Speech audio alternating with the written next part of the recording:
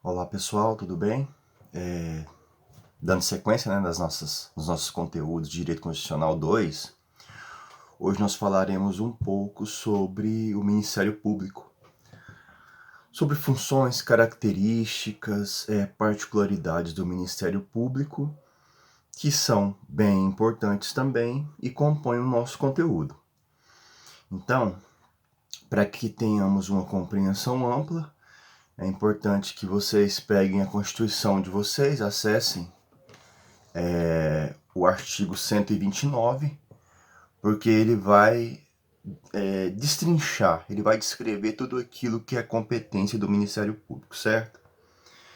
E nesse artigo 129, ele começa apresentando, o título dele São funções institucionais do Ministério Público. Então, quais são essas funções institucionais?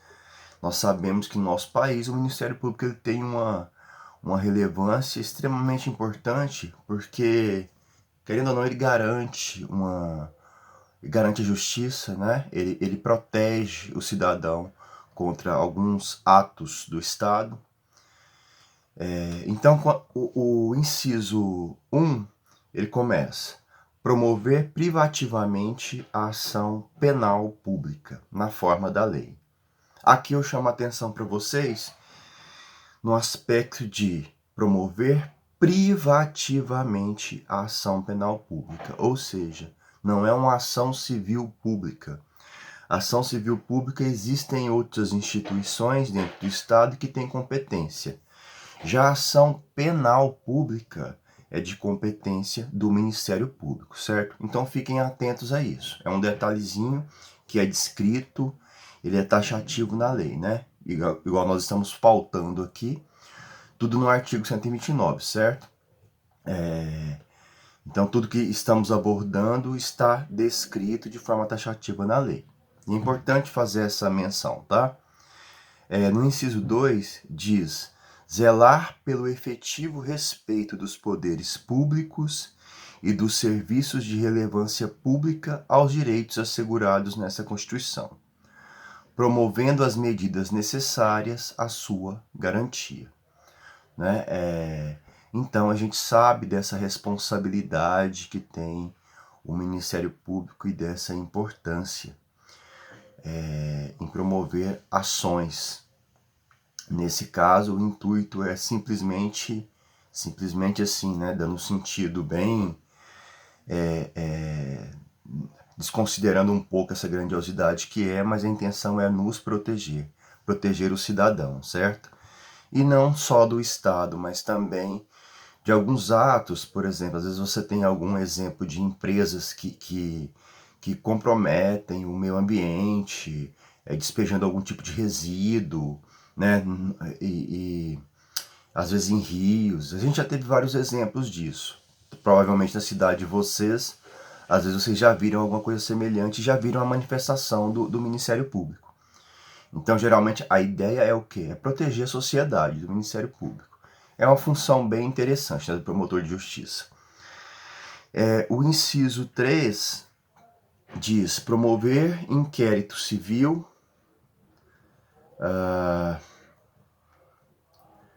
promover o inquérito civil e a ação civil pública para a proteção do patrimônio público e social, do meio ambiente, de recursos que são de outros interesses difusos e coletivos, né? É o que a gente mais vê na atuação do Ministério Público, certo?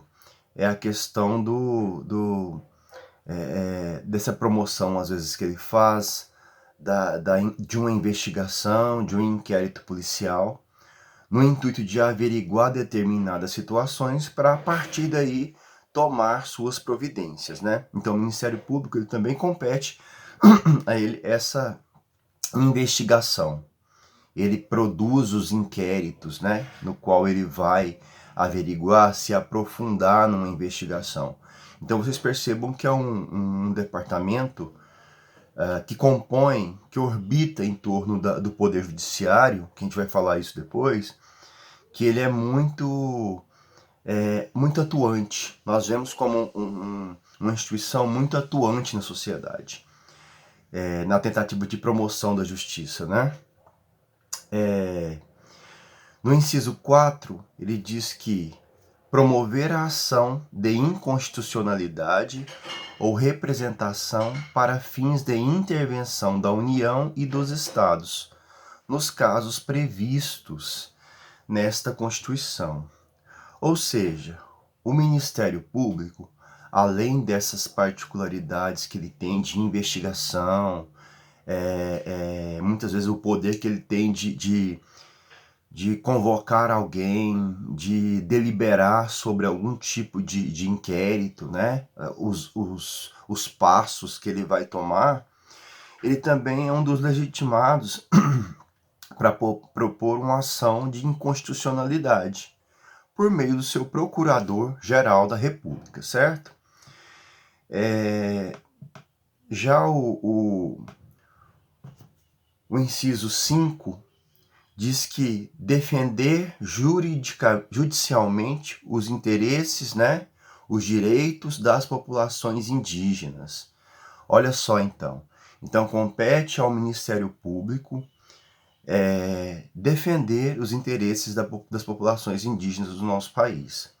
Mas como que ele faz isso? Por meio de quem? Sabendo que nós temos o Ministério Público Federal, Ministério Público Estadual. A quem compete fazer isso? Então, de acordo com a Constituição, nós sabemos que quando se trata de alguma disputa indígena, nós sabemos que quem tem a competência é o Ministério Público e, no caso, no que estamos falando aqui, é o Ministério Público Federal. Né? Ele que compete a promover tais questões em defesa dos indígenas, certo? Ele tem essa competência prevista constitucionalmente, então, não é qualquer coisa, né? Então existe a previsão, isso já na Constituição, no artigo 129, então, tem um inciso específico dando mais essa atribuição ao Ministério Público. No inciso 6, diz que é competência também do Ministério Público expedir notificações nos procedimentos administrativos de sua competência, requisitando informações e documentos para instruí-los, na forma da lei complementar respectiva. Então, presta atenção. O Ministério Público, então, ele tem também essa competência de expedir alguma notificação,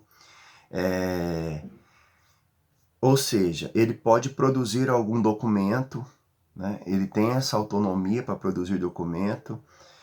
Isso está relacionado à independência funcional do Ministério Público, a autonomia que ele tem para atuar. Ou seja, autonomia funcional, pessoal, isso é muito importante. Imagina se o Ministério Público ficasse sofrendo intervenções, hora ou outra, de quem estivesse ocupando os poderes da República. Imaginem isso. Então, é interessante isso, que o Ministério Público ele tem essa independência. Ele atua com independência, ele pode fazer isso, certo? A gente sabe que tem as dificuldades que a gente conhece, né? Que às vezes quem tem o poder político muitas vezes tenta influenciar de uma forma ou de outra, mas cabe ao Ministério Público atuar com independência funcional, administrativa. Ele tem poder para isso. Ele não tem vínculo, ele não tem vínculo com ninguém. Ele não tem responsabilidade de ficar de ficar atrelado a questões políticas. Não compete a ele. Então, esse é um aspecto muito, muito, muito importante. Atuar com a independência funcional. Certo? Já no inciso 7, diz que compete ao Ministério Público exercer controle externo sobre a atividade policial, na forma da lei complementar mencionada no artigo anterior. Ou seja, quando se refere a controle externo, policial, ele está também atribuindo uma importante função ao Ministério Público. Porque quem faz esse controle interno da polícia é a corregedoria policial, né? Aqueles que têm essa responsabilidade de fazer esse controle, de acompanhar internamente a polícia, é a corregedoria, que trata de questões relacionadas à polícia. Agora, quando se trata de um controle externo, a quem compete isso? Ao Ministério Público.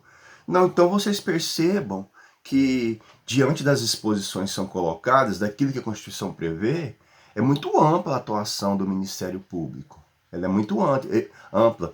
E ela é uma instituição, o Ministério Público, ela é uma instituição bem com competências extremamente importantes para a sociedade e muito ampla, né?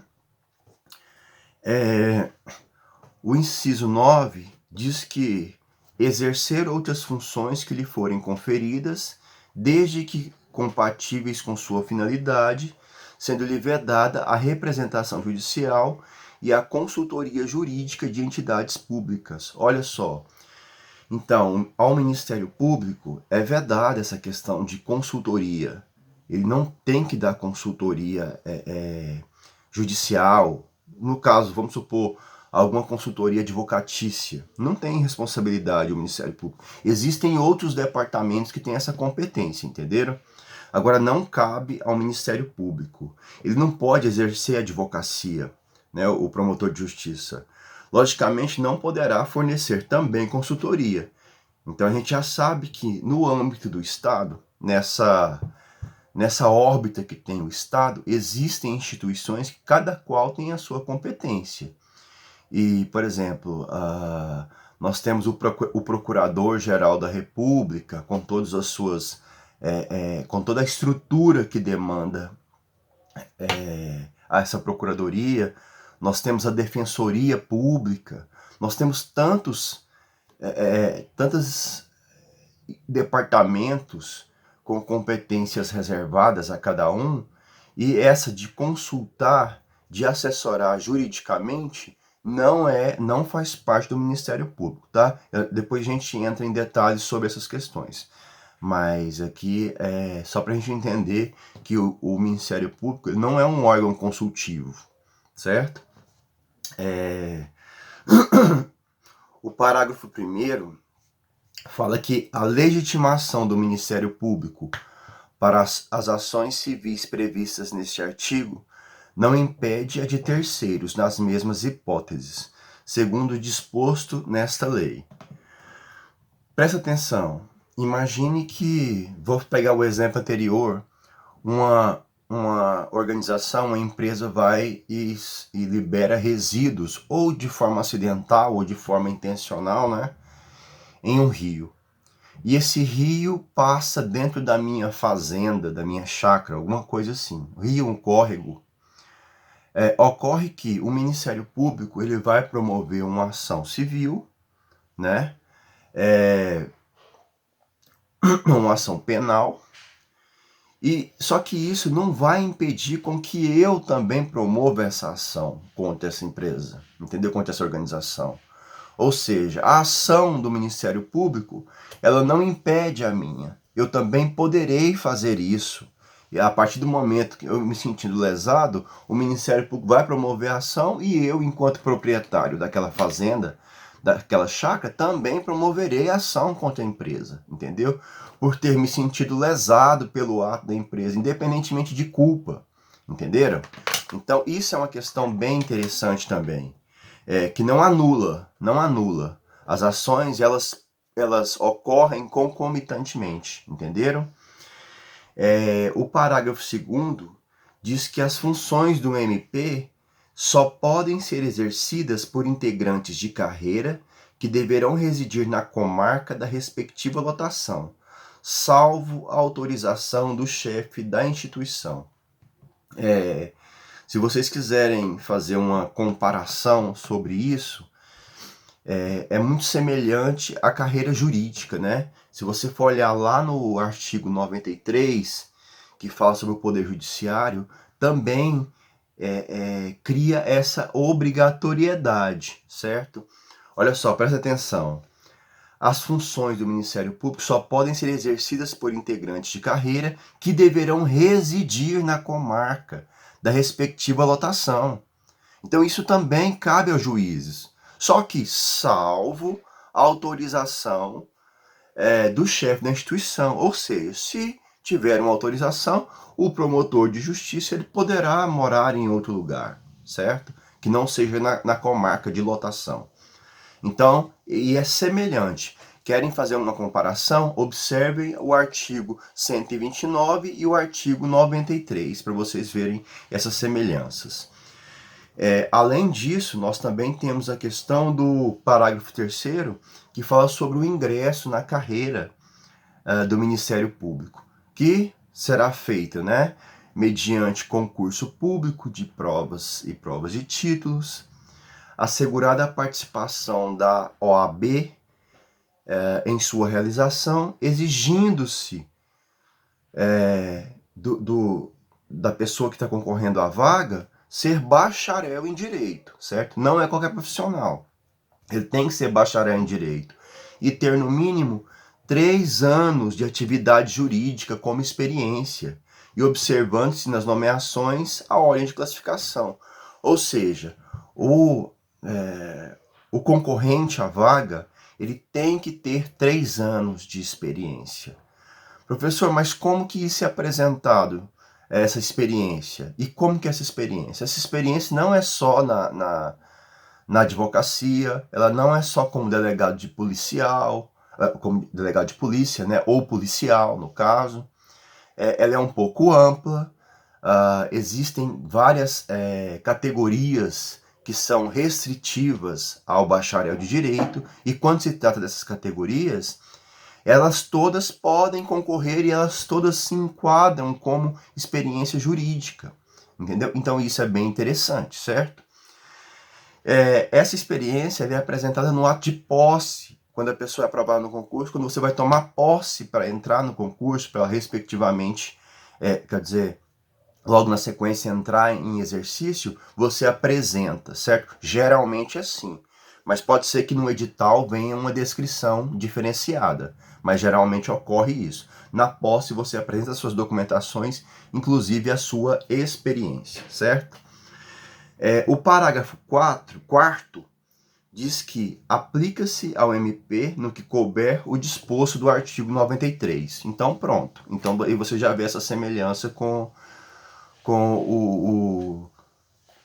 o que trata das questões do judiciário, Aquelas particularidades que não forem resolvidas aqui no 129, você pode tratar de certa forma com analogia, certo?